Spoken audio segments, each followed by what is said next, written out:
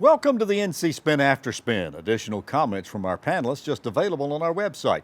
John Hood, what do you wish you had said last week, but you didn't?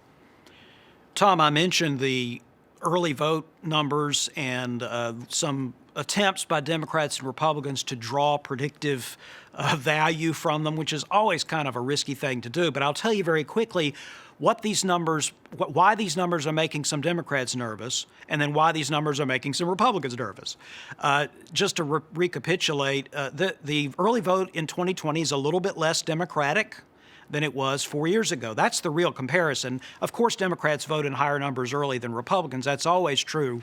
But if you look at the overall numbers, it's a little bit lower on the Democratic side. That makes Democrats nervous because, of course, on Election Day, it will be an almost certainly overwhelmingly Republican turnout on Election Day.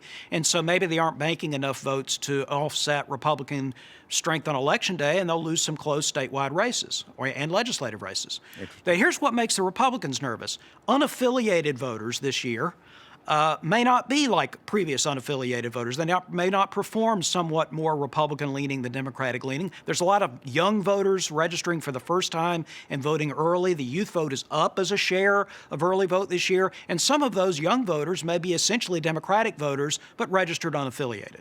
Or lean D instead. That's what I mean. Essentially, they're essentially Democrats in all but name. Interesting. Well, thanks for watching the After Spin. We'll have more video all during the week on ncspin.com.